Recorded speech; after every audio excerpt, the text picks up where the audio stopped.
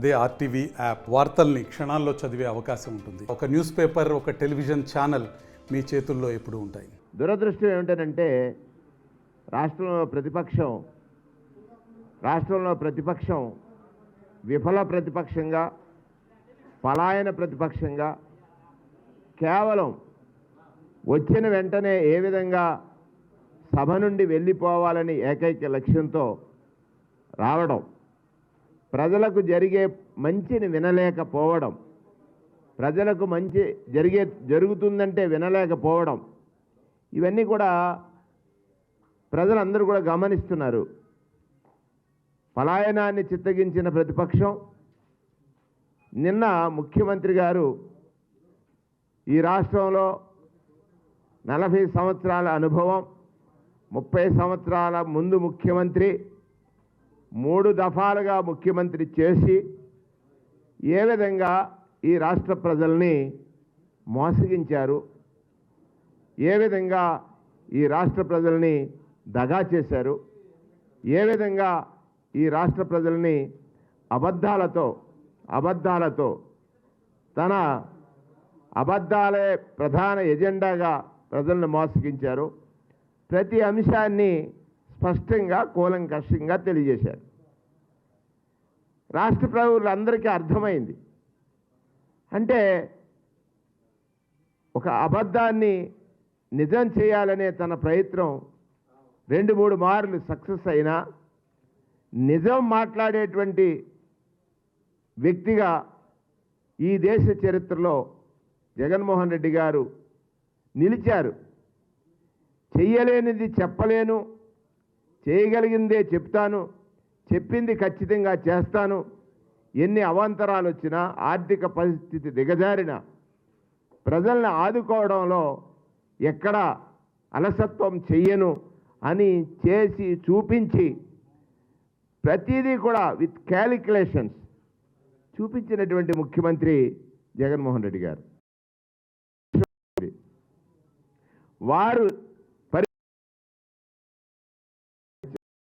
పరిపాలనా కాలంలో చేనేత కార్మికుల ఆత్మహత్యలు, వారి పరిపాలనా కాలంలో రైతుని కనీసం పట్టించుకోనటువంటి పరిస్థితి, వారి పరిపాలనా కాలంలో రైతులకు ఎక్కడ ఇన్పుట్ సబ్సిడీ కానీ, ఇన్సూరెన్స్ కానీ సకాలంలో చెల్లించినటువంటి పరిస్థితి, వారి పరిపాలనా కాలంలో ప్రజారోగ్యం గురించి పట్టించుకోనటువంటి పరిస్థితి, వారి పరిపాలనా కాలంలో ఈ దేశంలో రాజ్యాంగాన్ని మనకు అందించినటువంటి బాబాసాహెబ్ అంబేద్కర్ కోరిక, ఈ దేశంలో పేదరికం నిర్మూలింపబడాలంటే అది పేదవాడి చేతిలో విద్య అనేటువంటి ఆయుధం ఉండాలని ఆలోచన చేస్తే, ప్రభుత్వ పాఠశాలల్ని నిర్వీర్యం చేసి ప్రైవేటు పాఠశాలలకి ఇష్టానుసారంగా పరిమితులు ఇచ్చినటువంటి ఫీజులు పెంచడానికి కారణమైనటువంటి ప్రతిపక్షం ఇవాళ ముఖ్యమంత్రి గారు చేస్తున్నటువంటి ఈ మంచి కార్యక్రమాలను వినలేని స్థితిలో బడ్జెట్ సమావేశం, ఇవాళ ఓట్ ఆన్ అకౌంట్ బడ్జెట్ ప్రారంభమైతే ప్లకార్డ్స్ పట్టుకొస్తారు. ఆ స్పీకర్ గారు మైక్ ఆన్ అయినప్పుడే వాళ్ళ స్లోగన్స్ ఇస్తారు. అంటే కేవలం మీడియాలో కనపడాలి, మీడియాలో కనపడితే చాలు అనేటువంటి స్థితికి వచ్చేశారు. ప్రజలకు పని చేయకపోయినా ప్రజలు మనల్ని ఏమీ చేయలేరు, మనం చెప్పే అబద్ధాలనే వాళ్ళు వింటారనేటువంటి పరిస్థితికి వచ్చేశారు. ఇవాళ జరిగినటువంటి పరిస్థితి చూసినప్పుడు ప్రతిపక్షం పూర్తిగా విఫలం చెందింది. విఫల ప్రతిపక్షం కలిగినటువంటి శాసనసభ ఇప్పుడు మనం చూస్తున్నటువంటిది. నిజం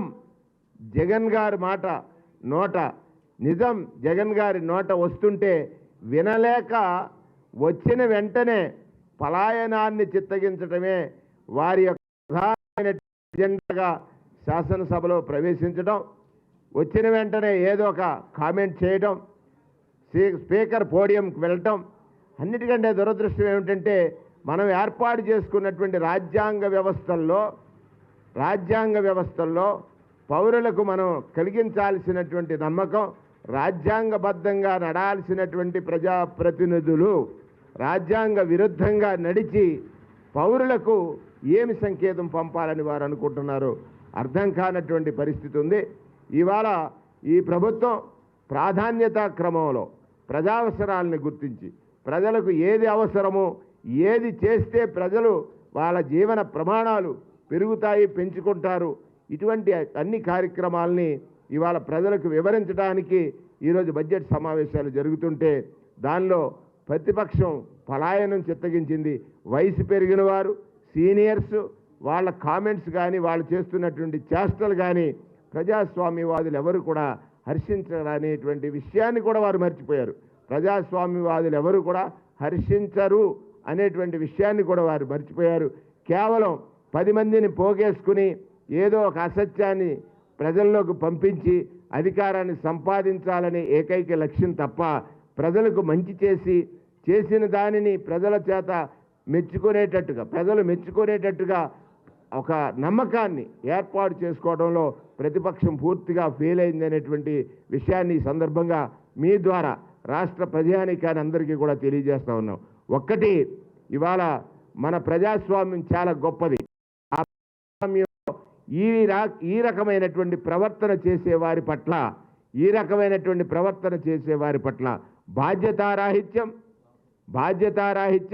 వారి అధికారంలో ఉండగా బాధ్యతారాహిత్యం, ప్రతిపక్షంలో ఉండగా బాధ్యతారాహిత్యం, కేవలం రాజకీయాల కోసమే అన్నట్టుగా కాకుండా ప్రజా సంక్షేమానికి అన్నటువంటి పదమే తెలియనటువంటి ప్రతిపక్షంగా ఇవాళ పలాయనాన్ని చిత్తగించిన ప్రతిపక్ష పాత్రకు కూడా పనికిరానట్టుగా ఇవాళ తెలుగుదేశం పార్టీ ప్రవర్తన ఉంది.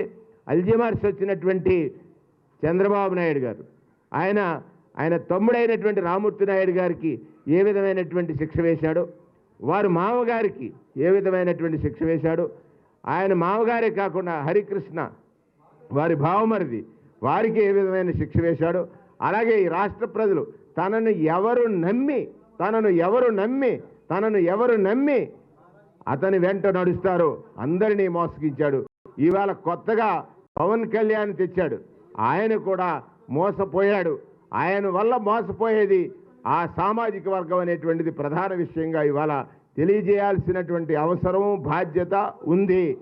పేదవాడికి మంచి చేసే ప్రభుత్వం పైన ఎవరు ప్రజాస్వామ్యవాదులారా వినండి, పేదవాడికి మంచి జరుగుతుందనంటే మంచి చేసిన ప్రభుత్వాన్ని దించడానికే నేను వస్తానని చెప్పడం ఈ ప్రజాస్వామ్యంలో ఒక విడ్డూరం. మంచి జరుగుతుందన్న మంచి చేస్తున్నటువంటి, అంటే పేదవాడిని ఉన్నతుడిగా చేయాలనేది కదా రాజ్యాంగ నిర్మాత మనకిచ్చినటువంటి లక్ష్యం. పేదవాడి జీవితానికి డీబీటీ అనేటువంటి ఒక కార్యక్రమం ద్వారా 2,53,000 కోట్లు, 2,53,000 కోట్ల రూపాయలు ఇవాళ ముఖ్యమంత్రి గారు వారి యొక్క 5 సంవత్సరాల పరిపాలన కాలం ఇంత తీవ్రమైనటువంటి లోటు ఉంది. 150 కోట్లు లోటు బడ్జెట్తో ఈ రాష్ట్ర ప్రభుత్వాన్ని నడిపి ఆశ్చర్యచకితులను చేశాడు. ఇదే 2,50,000 కోట్లు గత ప్రభుత్వంలో కూడా ఉంది. చంద్రబాబు నాయుడు ఏం చేశాడు? ఏదో ఒక కట్టడం, దాంట్లో కమిషను. డీబీటీ ద్వారా పేదవాడికి పంచితే కమిషన్ లేదే, అవినీతి లేదే, ఆశ్రిత పక్షపాతం లేదే, తనవాడంటూ లేడు, పరవాడంటూ లేడు, పేదవాడు మాత్రమే నా కంటికి కనిపెడుతున్నాడు అనే విధంగా ముఖ్యమంత్రి గారి పరిపాలన. అది వినలేకపోతున్నారు, అది కనలేకపోతున్నారు. అంటే వాడు ఇన్సూరెన్స్ ఎవరో వాళ్ళు ఇన్సూరెన్స్ గురించి అడుగుతారు, వాళ్ళ రైతులను చూడరు, వాళ్ళ రైతుల గురించి అడుగుతారు. వాడు ఏది చేసినా కూడా ఈ ప్రజల్ని మీడియా ద్వారా ఆకర్షించాలనేటువంటిది. ప్రజలు తెలుగుదేశం పార్టీని వికర్షించారు.